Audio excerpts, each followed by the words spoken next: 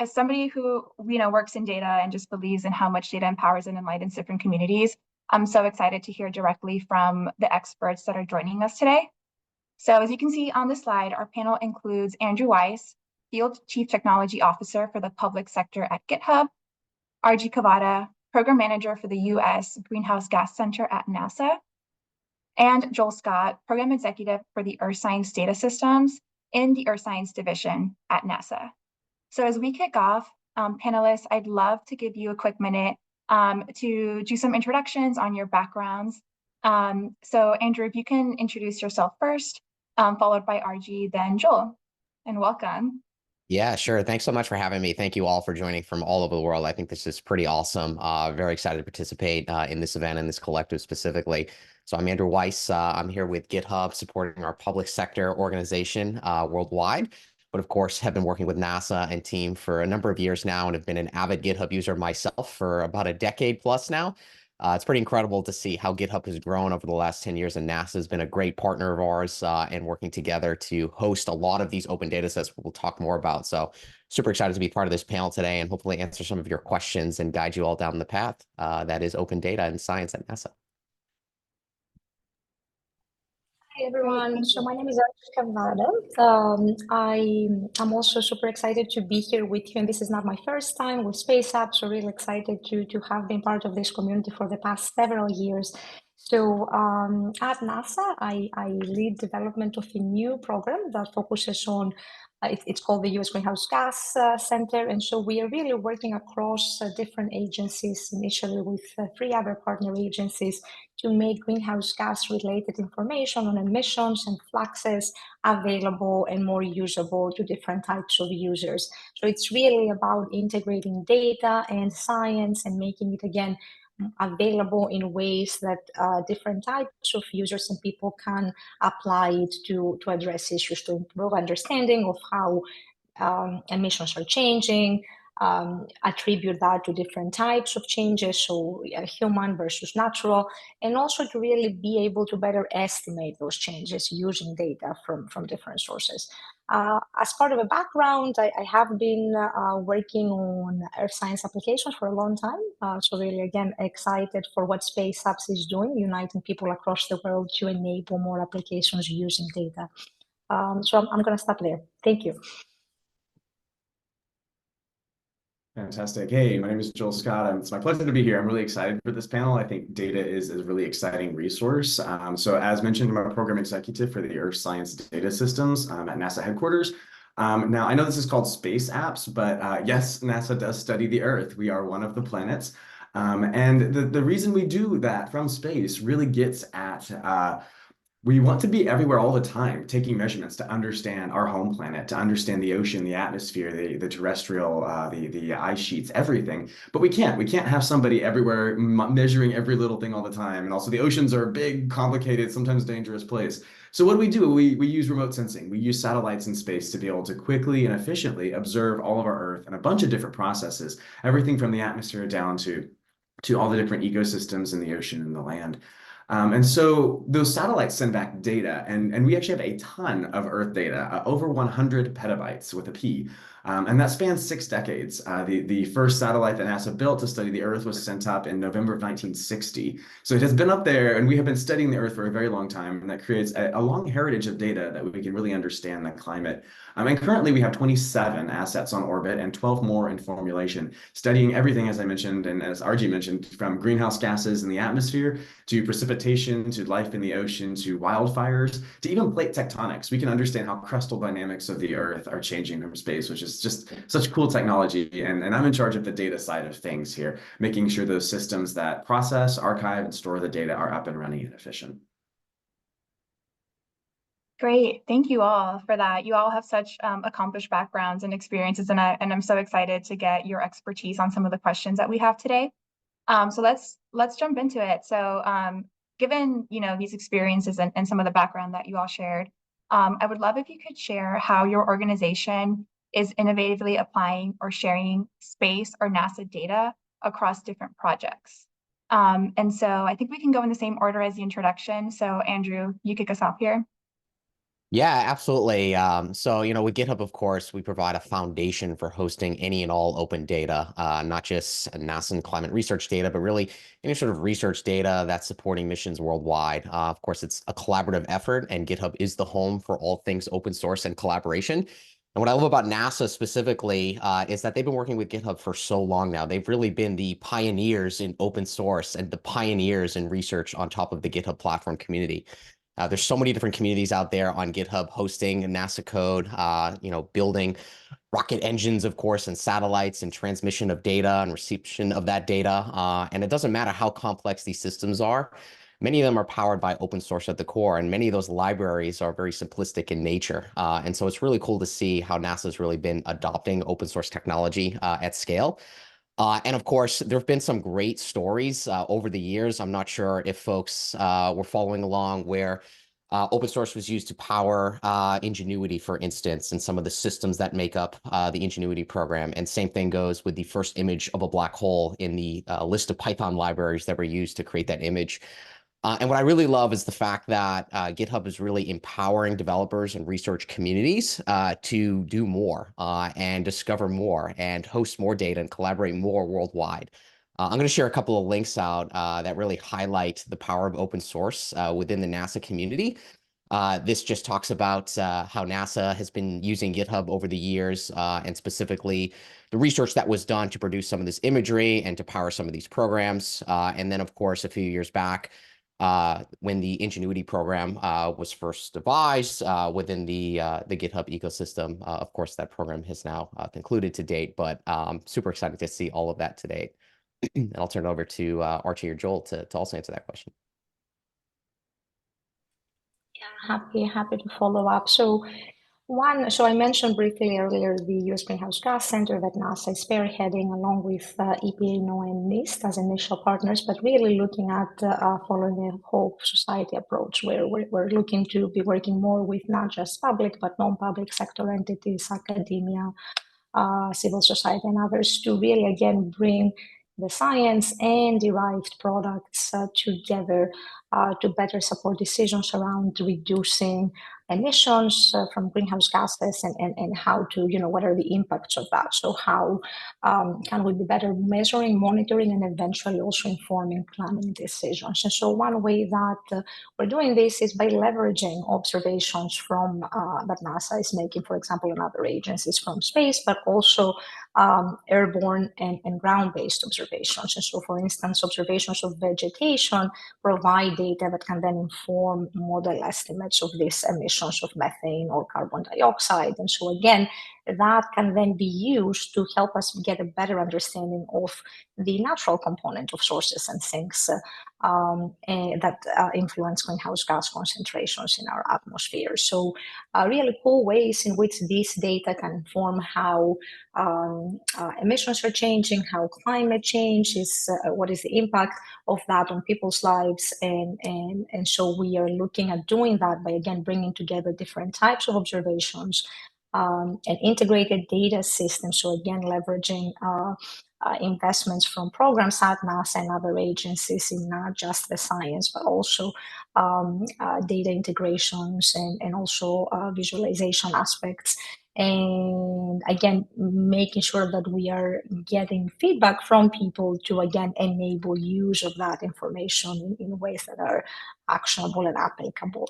And doing that through open source principles. So I'm really glad that, that was already mentioned by Andrew. So making sure that people can reproduce and redevelop what is presented out there. So again, I will also follow up and share a link of a beta portal that we have recently launched that describes some of these initial efforts that the U.S. Greenhouse Gas Center is spearheading. Wonderful. Joel? Thank you, Argie, and thank you for the question. I really appreciate that. And I do apologize. I talk very quickly, so I'm going to try to intentionally slow down because I think what we're talking about is so important. And before I dive specifically into NASA data, I really want to zoom out and discuss science and how we do science and how that has changed. Before diving into data, I love data. I'm very passionate about it, but science has always been about transparency and reproducibility. This is seen in the methods section of a paper. paper. I mean, the whole scientific process is about, I have a theory, I have a hypothesis, I want to test it. Here's my setup, here's what I did, and then here's what I learned. And the goal there is so that everyone can see what you did, and then you can trust the result. And then also, if somebody else wants to take that result and build upon it and say, well, you know, that was a great idea, and I'm so glad they did that work, but I have another idea, I want to build upon that. That's what the whole notion of the scientific process is about. But over the last few years, the way we do science has changed. We have big data. I mean, I mentioned 100 petabytes of data. That is more data than I even want to think about, even though that is my job. And so when you think about that much data, you also have to think about, well, we need it to be open and accessible. If I can't see what data someone used, then it's not, I can't actually then understand what science they did. And if I don't know how they process that data, if I can't see their code, then I also can't really reproduce the work they did. So this concept of open science is not about changing science. It's not about doing anything really fundamentally different through the scientific process, but it is about opening science up from the beginning to the end and making it very transparent and reproducible. So I think that's an important thing to just mention open science when we start diving into thinking about how NASA and other groups like GitHub are working together to open up data and to open up science. So at NASA, we are deeply committed to making our data accessible and as usable as possible. We're taxpayer funded at NASA, and so it's a resource, the public resource that everyone should be able to come and use our data and try to understand our home planet as well as the universe beyond. Because again, while I just think mostly about our science data, there are a lot of other data resources at NASA looking out into the universe and heliosphere beyond. So we're not just sharing data, but we're also looking to train researchers on open science practices. We want to meet you all in the community where you are. We want to open doors to innovation and discovery, and we want to break down some of these barriers to our data and also to science. We want to enable scientists and researchers to be able to use our data without having to become experts in it. We want it to be actionable and interpretable and accessible. And with that, there's a couple of different ways we've begun working and advancing that. We've partnered with academic institutions and other government agencies around open science. I'm going to drop a link in the chat to open.science.gov, which is a great portal to see all the different things that are happening around open science. And then also we have been launching user-friendly portals, as Argie mentioned, that aggregate some of NASA's vast data sets and make things, put it into a context where it's very easy to understand. And I'm going to drop another link into the chat, one I'm very excited about, which is called the Science Discovery Engine, which is a really innovative portal that helps bring a lot of our science and our data to life, where you can discover a lot of the different resources NASA has. And then lastly, I want to focus on one of the really exciting things that we've done here in Earth science, and that is deploying artificial intelligence, AI, and foundational models to really maximize the value of what we do when it comes to understanding our home planet. So leveraging the power of foundational models to really bring things together. And there we actually partnered with IBM, and we worked together with our NASA data and some of their compute resources to develop a really powerful model. So again, I'm very passionate about data. There's a lot of resources I'm going to drop in the chat, but I'm excited to really be here and talk about what open science and open data mean. Great, thank you all so much. And yes, please feel free to drop all the resources in the chat. I'm sure our audience today are going to love that. But you know, we covered so much, and I'm really excited for this panel because we covered, you know, kind of from the science to data collection to sharing this data out, and then, you know, even having these like resources like GitHub that help create this like open source for our, you know, data and science. So I think we just covered really like beginning to end in terms of like the full data process. So this is very exciting. And Joel, you also mentioned AI, and that's something that we'll dive in a little bit deeper later today. So excited for that. So for our next question, I want to go to Argie. So you mentioned in your introduction just, you know, how you have been involved in space apps throughout the years. And I just wanted to get, you know, from your input, from your experience with space apps, how do you see NASA Space Apps Challenge as well as the collective as tools for the community to use and learn about NASA data? Yeah, thank you, Valeria, for that question. So I think, you know, through the years, we've seen that NASA Space Apps has been able to bring together the community, and so a really diverse community, international, and, you know, people from diverse backgrounds are able to come together and come up with cool applications, solutions to address specific challenges, both on Earth and in space.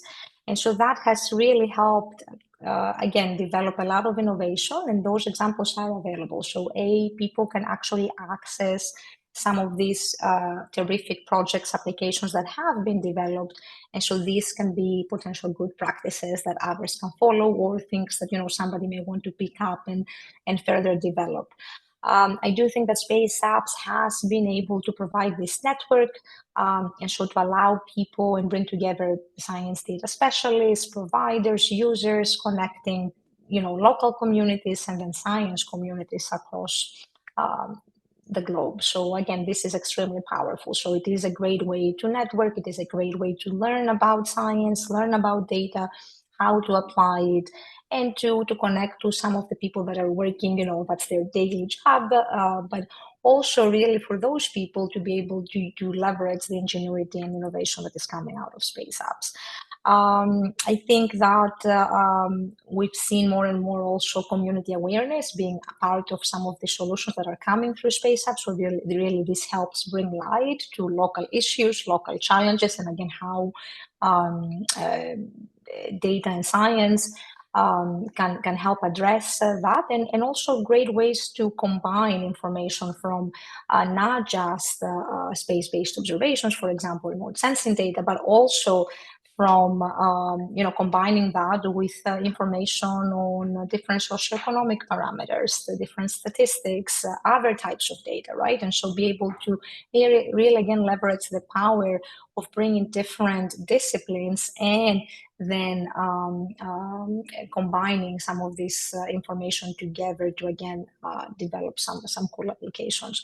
So the last thing I'll say is that, you know, NASA has been able to also partner with other space agencies across the world and other entities, and so that again is extremely powerful because all these resources are becoming available, and there is the encouragement of the open source science and open sharing. And so again, that provides a space for more collaboration and development of innovative and cool things. So I guess that's what I think, but maybe if others have input, that'd be great as well. Yeah, thank you. I know so many of our community members with Space Apps Challenge and the collective are so passionate about implementing change into their community using data resources. So I'm sure it resonates with them. And also it's nice to hear that NASA's also using the input that they're providing with these projects. So thank you, Argie. So now I want to switch over to Andrew and get some insight, you know, from the tech industry. So Andrew, can you explain a little bit about how GitHub is a strong tool and resource for leveraging NASA open source data and code? And also, as promised earlier, I want to talk a little bit about AI. So can you also talk about AI and how you see this being as a resource for data users? Yeah, absolutely. And just like Joel, I also have a tendency of speaking quickly, so I apologize, and I'll do my best here to slow things down. But, you know, I think it's almost a no-brainer. It's so easy to get started with GitHub and creating an account, github.com, and just putting in your details, and you can start communicating or contributing to communities right away. And I really like answering this question in the context of NASA because the space agency already has such a strong foundation in open source and its use of GitHub to date, not just for source code management, but for collaboration across different communities, just general discussions. The Space Apps Challenge, for instance, used GitHub discussions pretty extensively to facilitate and moderate forums and to enable folks, both experienced and inexperienced folks, to participate in any and all projects. And it really helped the challenge to, you know, go far beyond, I think, anyone's expectations from a collaboration standpoint and enabling folks from around the world. And so for NASA specifically, there are a couple of things that come to mind as far as, you know, how GitHub is such a powerful tool, or the fact that it is a powerful tool within the NASA community. Code.nasa.gov is the first example. I'll share a link to that. And it's effectively a catalog or an index of all the different projects that communities from around NASA internally have contributed to. And it's a showcase of all the different programs and different code bases that are out there within the NASA community today. And NASA really kind of set the stage and set the foundation for how research communities, even outside of NASA and other agencies, at least here in the United States, have been establishing kind of front ends into their use of GitHub. NIH is another institute that comes to mind. If you're not familiar with NIH, the National Institutes of Health, very much similar mission statements as far as enabling worldwide and global collaboration in healthcare research and innovation. They have also developed a landing page for GitHub and a catalog of all the different repositories. And it's a great entry point. So you're not having to go straight to GitHub. You're going straight to the source. You're able to collaborate within your community. And it's also an awesome way for agencies to integrate with academia and support grant programs and grant-driven development that's out there today. And it makes it far more approachable to those communities, whereas in some instances, it could have been intimidating historically. And then, there was a great segue from Joel earlier into AI. I am super excited about AI. One of the things that I was very excited about when I first joined GitHub a few years back was, when are we going to empower developers with AI so they're not bogged down into the complexities of having to write code? Or maybe as researchers, many researchers don't even want to have to deal with code. One of the individuals that I actually graduated Purdue University with about a decade ago, he's actually been putting together a series. He's in analytical data science with Procter & Gamble. He's been putting together a series on how researchers can use Python to do their jobs and do research. While with tools like GitHub Copilot, that job has become even easier, because now you're having to rely less on learning the programming language and use AI to help you craft those workflows. And this individual is already using that tool to do his day-to-day now and build those workflows. And if you're not familiar with GitHub Copilot, it's a generative AI coding assistant tool. So you can use it to write code in any language, even dating as far back as Fortran and COBOL. We've seen a lot of cool languages over the years originate from NASA. And there's no shortage of languages that you can use AI for, even just to get an understanding of that code that's out there.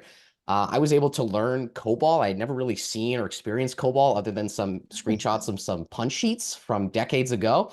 I was able to learn the language in a matter of weeks simply because I have this AI assistant that can very quickly teach me that. And it's not just programming languages, it's research concepts and the like. So I just love how AI is empowering researchers and developers alike to participate and collaborate in communities and take problems head on that they otherwise may not have taken because they were too hard or just not approachable. So very excited about this technology and excited to see where NASA takes it in the coming years. Thank you, Andrew. That's great to hear. It sounds like, to your last point, AI is helping lower the barrier of entry for a lot of folks into these areas. So that's very exciting. Absolutely, yeah. Great, thank you. So now I want to go back to Joel for our next question. Joel, earlier you mentioned, a lot of different partnerships that are like happening within your work and a lot of the successes that you've seen with some of these different efforts. But can you talk a little bit about some of the challenges that NASA is seeing in the data community at the moment?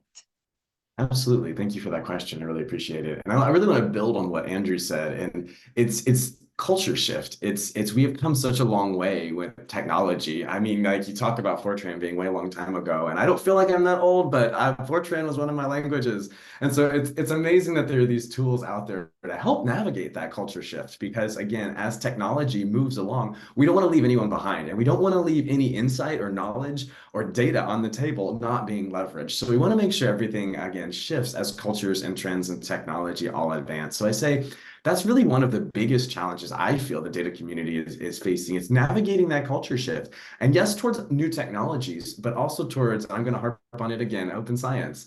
I feel like that is a big shift right now. We've gotten the data, we've gotten the technology, and we don't want to leave the science behind. It is so important to be able to understand the changes we're seeing on our home planet as well as across the universe. And it's really through open science that I believe that we can move things forward and make significant progress. So I think that's a really big challenge we're facing. And the data that NASA collects has always been open and freely accessible since the 90s. And we're taking steps to further ensure that data is transparent and accessible, and really trying to follow best practices for open science through different policy changes, and ensuring that we enable and don't put more barriers up between the science and the data.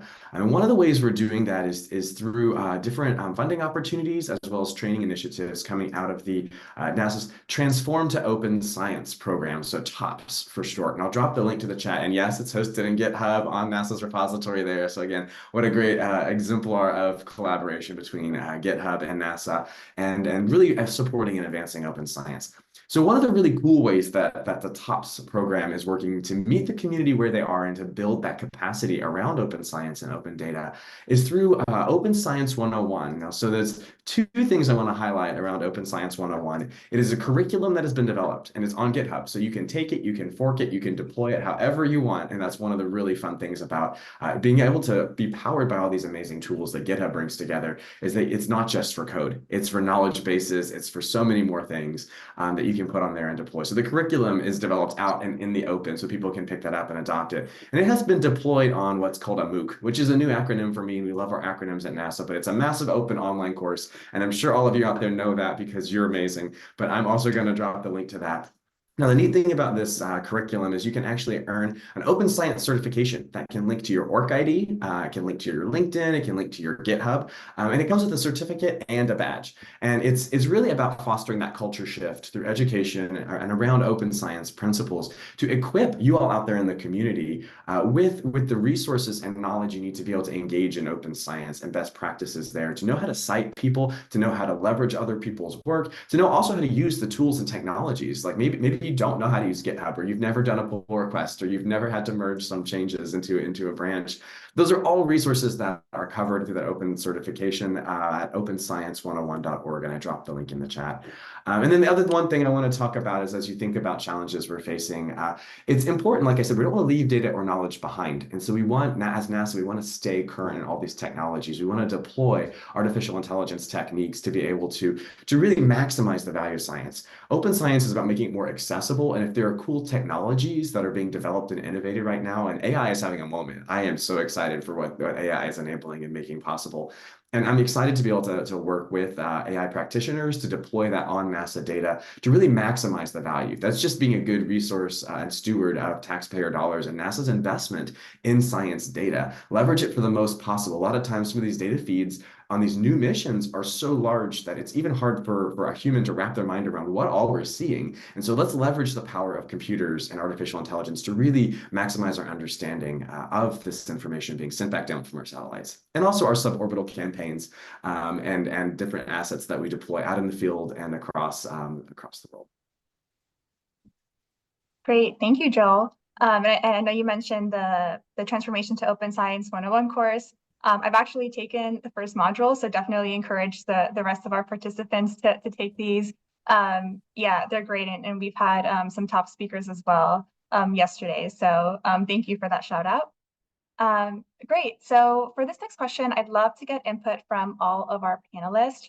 As we think about our audience today on the call, many of them are either current or aspiring leaders in their communities. So how can these folks leverage NASA data and technologies like GitHub to help solve some of the problems that they're seeing in their local communities? And we can go back to the original order. So Andrew, if you can kick us off, then followed by Argie and Joel. Yeah, I mean, I think it comes down to don't be shy. GitHub is a fantastic place for you to showcase your innovations, publish your source code, publish your ideas, and build communities. You don't necessarily have to rely on the communities that NASA or other groups have already established. Maybe you have new ideas that you want to showcase and build your own community around. Take on new challenges. Use AI to help you take on those new challenges. I mentioned already how I personally have used AI day to day. It's something I cannot live without now. It's like going back in time and trying to drive from point A to point B, and you don't know how to get there. I could try to look for one of my old paper maps or one of my old paper street maps from 20 years ago, but it's going to be out of date, and it's just not a practical use for getting directions. I'm much more inclined to use an app on my phone or the GPS that I have. The same thing goes for all the tools and innovations that are coming out from not just GitHub, but technology in general. Don't be afraid of AI. Use it as a tool to assist you in your day-to-day. Learn different programming languages. Researchers are not necessarily beholden to any one language or any one technology that's out there today. Your whole objective is to hypothesize and study and take data from all these different sources and bring them all together. And programming is just a tool for that. And you don't have to be an expert in any one programming language or any one framework in order to be successful in your day-to-day. And it's so easy to learn something new and learn a new framework, not just the documentation, but the community that's already kind of been established to help you do that. And so those are all ways in which, you can really take that next step and engage with your community, engage with NASA specifically, because you never know, with the Space Apps Challenge, it's a great way to showcase that innovation to a much larger global community. And of course, showcase your community. So very excited to see how you all use GitHub going forward, and excited to hear from Argie and Joel on that question too. Thanks, Andrew. So yeah, just following up on that, great response. I think, I would say, as Andrew said, don't be shy. Use and leverage all the resources that are available. So NASA makes all the information, science-derived results, including data, but also the algorithms, leveraging, for example, GitHub as a platform for sharing that. At the US Greenhouse Gas Center portal that I shared, we do have, and we expect to have more, but right now you do have some data analysis tools, visualizations that you can use to access and visualize some of the data sets that are available. And again, these are very powerful data that are coming from airborne and space-based instruments that, for example, can quantify and help detect and quantify emissions from methane events, or look at how carbon dioxide is changing. And then there are subsetting tools that you can use to really look at specific locations that you may have interest. So these are just some examples. There are also Python notebooks. So if you're a more advanced user, you can actually go and access code, interact with, and contribute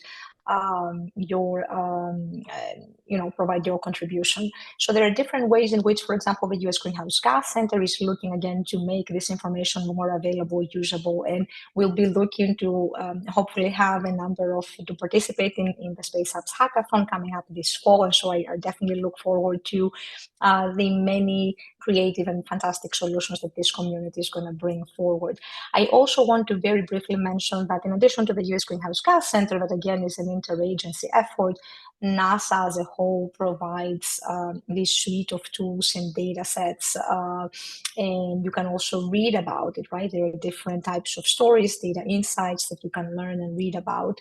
And there are programs like, for instance, NASA RSET is another key resource that I think we should bring forward. So this is a program that offers online and also in-person trainings for both beginner and advanced users and practitioners. And so many of you may have access to taking some of these, but I think different types of trainings are useful, also ways of learning more about how you can be applying the science knowledge and derived data to your daily challenges.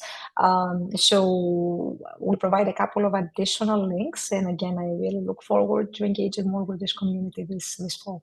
Thank you. Wonderful. Thank you. And I think this question is just so impactful in terms of how can folks leverage NASA data and technologies to be able to solve problems in their community. That's really the ethos of what Space Apps is about. It's about getting folks involved with amazing science and amazing data coming out of space. So I would say, again, ways I think that folks can leverage that. As mentioned, there's the Open Science 101 training and certification that you can get and earn. And I think Kara dropped the link in the chat, so use that link. There's a number of ways to be able to take the 101 curriculum. The Massive Open Online course is just one of them. There's also opportunities to be able to do that in person. So I did touch on the incentive there, and to me, it's just so cool to be able to have a certification that says, I actually learned about open science, and I learned a lot of stuff about it, and I learned what it means, everything from data to science to publications to software and code, and how to use some of these amazing tools and technologies. So if you're curious what that looks like, I have, and I'm so excited, Valeria, that you were able to take the first module and you're already engaging. But if you want to know what that badge looks like, I, of course, am one of those. I have to walk the walk, and I have to also do it because I am passionate about open data. So I'm going to drop a link into the chat for you to be able to see what that badge looks like and be able to get excited around that, because I think it is such a cool thing. So that's a great way to really get involved and accelerate scientific discovery through open data and the use of open source type technologies. I also want to make sure that you understand how to get involved with NASA data specifically. And because, again, I think a lot about the Earth in terms of the struggles and challenges that we're facing, from climate change to plastic pollution, to all these different things that we're seeing. A lot of times you turn on the news and it can be a a sad and scary place to hear about what's happening to these changes in the earth, but I am an eternal optimist. So I believe that we all can work together through open data and open science to be able to come together and solve these problems. I think open science is a resource and a tool to accelerate scientific discovery, and not just to go faster to go faster. I mean, we need to go fast for sure, but I think we need to make sure we're also doing it in a robust way. We need to make sure it's robust science, that you can have faith and you understand what the data is saying and what fact and what truth is. And so I think open science actually underpins all of that because it makes it transparent and reproducible. It makes it more accessible. So maybe I'm not trying to advance research in an area that I studied or that I actually know, but I can go look at what somebody else did. I can look at their open access publications. I can look at their code repositories. I can look at their data, and I can say, I have a really great idea and I want to also build upon what they did. And I'm going to try it. I'm going to experiment. I'm going to learn, and I'm going to do something new. So I want to be able to connect you to data resources. So I would just point you to earthdata.nasa.gov. That again is the place where all of that 100 petabytes of data live. And there's a lot of great information on that website about how to learn more about the Earth science data that NASA has. And there's topical pathfinders that cover everything from the ocean to the atmosphere and beyond. And if you go to that site, you'll see the different pictures that show, oh, I want to study the atmosphere. I want to look at the ocean or the land surface, or I want to understand how the sun interacts with the Earth. So there's tons of great resources to be able to just begin discovering data, because 100 petabytes is a lot and I wouldn't throw that at anybody. But there is so much information to be able to engage with and start to understand and begin to engage with NASA data. And so that's I think I'll stop there, and I dropped resources in the chat, and I'm excited to see what kind of questions we might be getting from all of you in the audience. Yeah, thank you all so much. I could tell even just from the emoji reactions how much this is resonating with folks. But yeah, we are going to transition into some of the questions that our audience has. So as you all have been talking, people have already been throwing in questions. So we have one question from Lillian from Brazil. And they ask, how do you think we can encourage more use of NASA's open data, considering the context of other countries? So in their example, Brazil. So in other words, what best practices in the US public and private sector can we implement in other countries as well?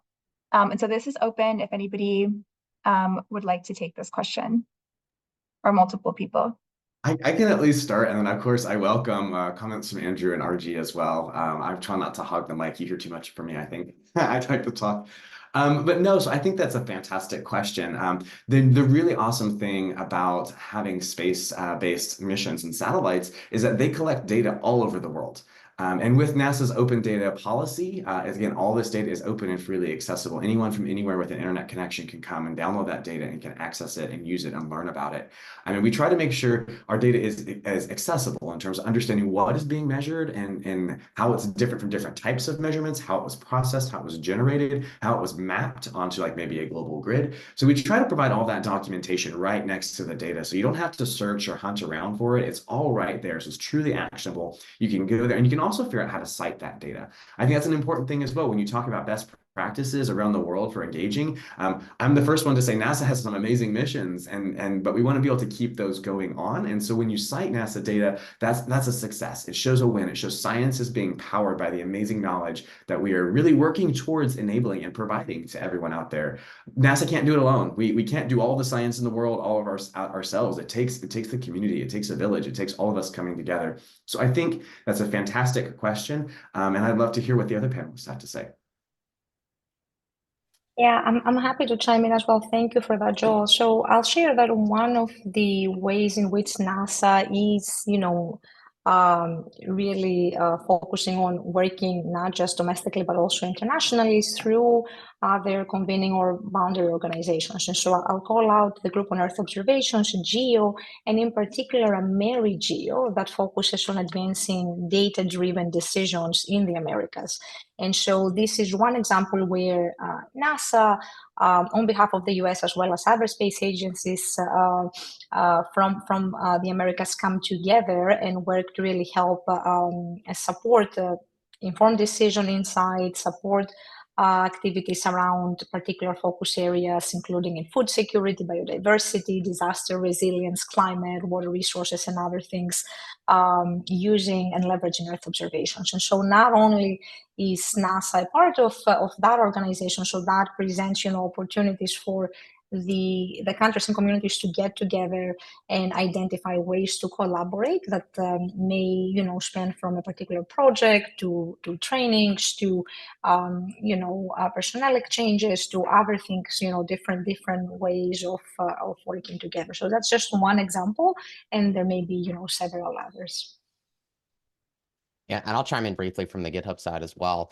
Something you can take into account when you're looking at implementing these things within, your region. I think you mentioned Brazil, is a lot of these agencies, not just NASA, but I mentioned NIH, and I'll share this link too. Is they've already established pretty sound governance models, and that's something important to think about, whether it's public or private sector or collaboration between the two. So leverage some of that guidance that's already been developed. So, how you use GitHub, how do you use GitHub for research? How do you get started? What are some of the things that you should be taking into account for researching securely and protecting data? Because there is some IP that you're not necessarily going to want to expose. So how can you use GitHub for more private communities too? So definitely leverage a lot of the governance frameworks that have been established by not just NASA, but other agencies from around the world. That's all I'll add for this one. Great, thank you all. We have such an international audience on the line as we saw earlier today, so I know that this resonates with a lot of folks. We also have another question from Jibrahim. This is again for anyone who would like to answer this. So for individuals who cannot afford to have a computing environment to run experimental processing with NASA data, is there any computing environment, within NASA or GitHub that you all would recommend? And if so, what are some of the paths for potentially gaining access? Yeah, I can start with this one. So from a GitHub perspective, for years now, we've had a GitHub education bundle and GitHub for students and researchers, which gives you GitHub capabilities at no cost. So you can leverage a lot of the GitHub platform, get started, collaborate with communities, and take advantage of some of the paid services that are out there that you don't have to pay extra for. There's also capabilities like GitHub Codespaces that gives you hosted compute without you having to spin up servers and all these different environments within your own workspace. You simply just need access to the internet and a web browser, and away you go. And you can compile code, test applications, build container images. The sky's the limit for what you can do from within just a GitHub Codespace and using a browser. And for more information, happy to provide that and share some links out. But I'll share that from the GitHub perspective. Thank you, Andrew. It's a fantastic resource. And NASA, we're always trying to look at different ways to make data more data and compute more accessible. And so again, I would encourage you to check out earthdata.nasa.gov. It's a great site that has a lot of different resources specifically around data.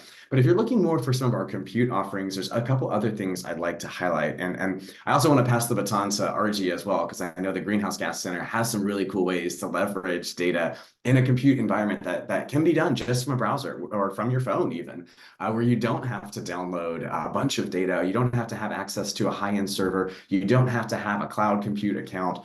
So I do want to save some time for her to chime in, because I know she's got some really exciting stuff going on over there at the Greenhouse Gas Center and Portal. But from a NASA Earth perspective, I also want to highlight a couple other different things. NASA is a partner in what's called the Trilateral Dashboard, or the Earth Observing Dashboard. And so I'll drop that link into the chat. And that really is a trilateral partnership between the European Space Agency, between the Japanese Aerospace Exploration Space Agency, and NASA. So JAXA, NASA, and ESA came together to build a portal, a dashboard, where you can interact with and explore Earth data. And so that's one resource we're really excited to look at. And then the other one that I really wanted to highlight was some folks know GIS, and that's a wonderful, powerful tool to be able to visualize and explore data. And NASA has a GIS portal co-powered by Esri. And so I want to also point folks to that. It's a great way. And we're always looking to add more data to our GIS portal. So that way it's you can get there directly and know I can trust this data. It's coming from NASA. It's coming from our missions. And you can look at it through amazing different layers to be able to explore the data and understand and analyze and visualize it. So again, without having to download petabytes of data, or as Andrew mentioned, we might have to move to the exabyte scale here soon. And so yes, it's a way to not have to have crazy amounts of hard drives or servers or any of that. We're always trying to make science actionable. And if data is stuck on a server somewhere and people aren't able to access it, that science is locked away, and that's not very open, and that's not very accessible. So at NASA, we're always looking for ways to make data more open, more accessible, and take the burden off of you and the community from having to own a big server or have an expensive cloud computing account. Thank you, Joel. And so you gave me a nice intro. So yes, so going back to the U.S. Greenhouse Gas Center. So, and I'll add the link to the chat one more time. The center does leverage a capability that NASA has developed that really provides the ability to explore data, but also interact with the data, analyze and visualize, as I mentioned. And so there are some initial capabilities, but we'll be looking to be adding more features. Some of the things that you'll see are really this interactive visual interface. There are opportunities to also use your own, if you're comfortable with the GIS software, so to be able to use that and so use APIs to really take some of the data featured on the center and analyze it or explore it using your GIS softwares. But at the center itself, you can find tools to analyze, visualize, and there's also a hub page where, again, you can create an account free of charge and you can access Jupyter notebooks and also interact with the code presented there.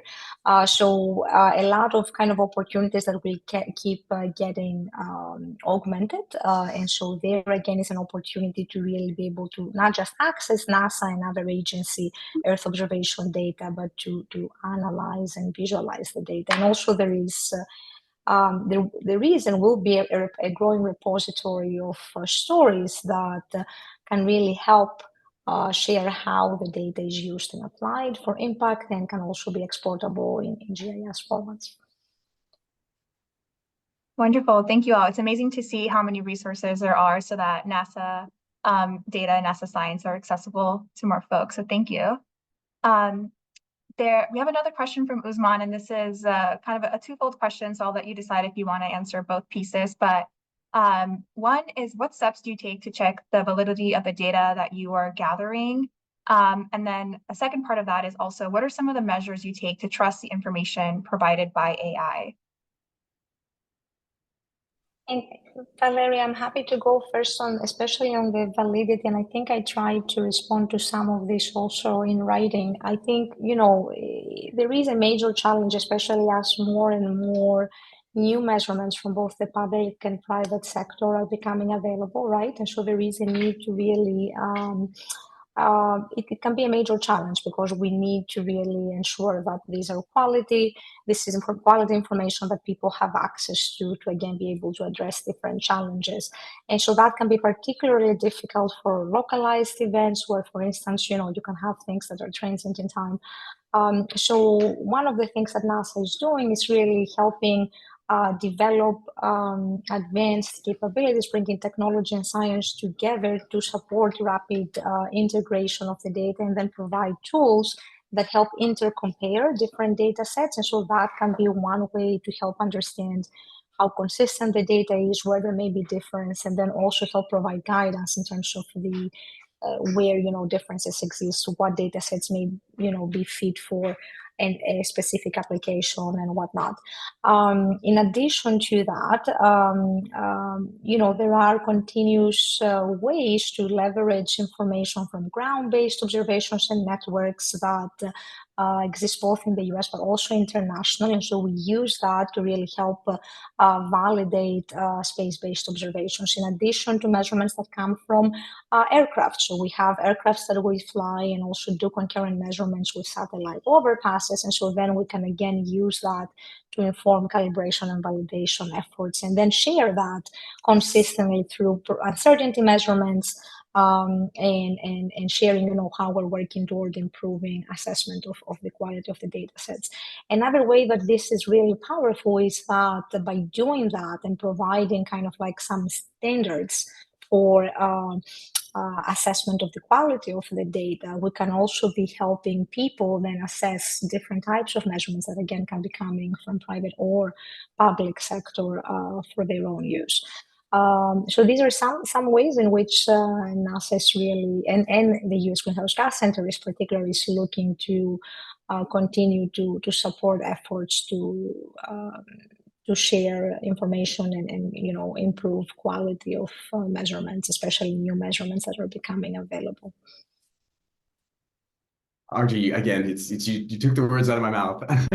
It's a fantastic answer to that question because it really is an important question. I mean, when we talk about open science, we're talking about making sure things are robust. And so I think a really important question is how do we make sure that data is valid? And that's one of the things that I think a lot about in data systems. And Argie mentioned there's a lot of different approaches that NASA has to be able to validate what satellites are sending down. Anytime you start saying the words remote sensing, whether you're using satellite or radar or laser, whatever type of remote sensing you're doing, you want to have a sense for what ground truth is. You want to understand what validation is. So I made comments earlier saying we want to be everywhere all the time, taking measurements, and we can be, but guess what? We can be some places, some of the time, to be able to check what the satellites are sending back down. So you do these things called validation campaigns, and I'll drop a link to the chat that really, it's one of our Earth data features that talks about how NASA does ground validation activities to be able to take these measurements from real world ecosystems and then compare them to what satellites are seeing or compare them to what we're seeing from a plane. And that article talks about a mule as well. There's a mule involved in making sure that our data is valid and accurate. So go check that out. And I also want to make a little mention here for a mission that just launched about this time last month, so early February. And that was looking at, it's called PACE. And it's a really great, exciting mission that's going to advance how we understand the oceans of the world. And there's a number of activities coming up for how that will be really validated and how a new mission that's leveraging imaging spectroscopy, which is a great thing to go look into, how we're going to be validating all of that type of information. And I want to just briefly address the second part of the question where we're looking at how information provided by AI can be checked. I think as we look to new technologies and adopting them, we want to make sure we don't take the human out of the equation. That's one of the big thrusts of open science is let's make this science accessible to more folks. We're not trying to outsource it to computers and say, let's take all of our expertise out of it. We want to make sure scientists and the community have an active role in understanding what this data and information is saying. I think it's a big principle of open science. And that's how you make sure that we actually have scientific expertise being applied to what's coming out of some of these models. Wonderful. Thank you all so much. That is all the time we have for our panel today. But this was amazing information. And thank you also to our audience for your wonderful questions and engagement. Our audience, I invite you to share, your gratitude in the chat, as well as using emoji reactions, which you've been doing so wonderfully throughout. And again, thank you to our panelists.